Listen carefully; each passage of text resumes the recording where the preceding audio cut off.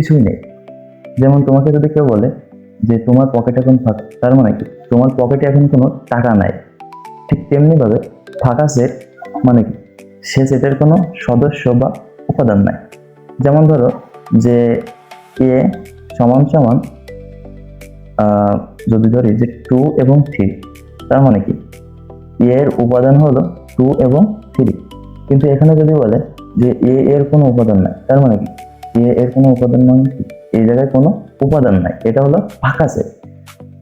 যেমন দেখো যে এক্স এলিমেন্ট অফ এন, মানে কি এক্স যে সংখ্যাটা হবে সেটা অবশ্যই স্বাভাবিক হতে হবে। যেমন এখানে একটা কন্ডিশন দেওয়া আছে যে এক্স মৌলিক সংখ্যা। মৌলিক সংখ্যা মানে কি যে 2, 3, 5, 7, 11, 17 এইভাবে, তাই তো? আবার একটা কন্ডিশন দেওয়া আছে যে এবং 13 থেকে বড় হতে হবে এবং 17 থেকে ছোট হতে হবে।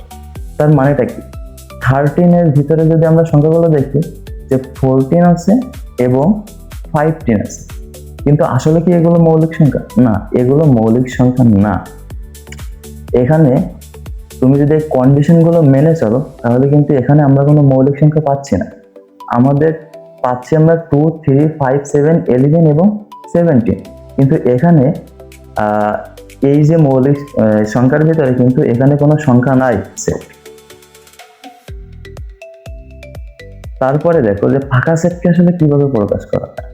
ফাঁকা সেটকে কিন্তু যদি একটু বড় করে লিখি যে ফাঁকা সেট কিন্তু এইভাবে এবং এইভাবে প্রকাশ করা হয়। সবচেয়ে গুরুত্বপূর্ণ একটা কথা হলো যে আমরা অনেক সময় ফাঁকা সেটকে এইভাবে প্রকাশ করি। ধরো এটা সেকেন্ড ব্র্যাকেট, এখন এখানে 0 দিই, কিন্তু 0 কি আসলে হবে না? 0 কিন্তু হবে না। কারণ কি যদি এরকম দিই তাহলে বোঝায় কি এই সেটের ভিতরে 0 আছে, কিন্তু 0 কি 0 একটি সংখ্যা। তাই তুমি যদি এইভাবে প্রকাশ করো এটা কিন্তু হবে না। অবশ্যই যদি তুমি এইভাবে প্রকাশ করো এর ভিতরে কিন্তু কোনো সংখ্যা নাই, তার মানে হলো এটা কিন্তু ফাঁকা সেট।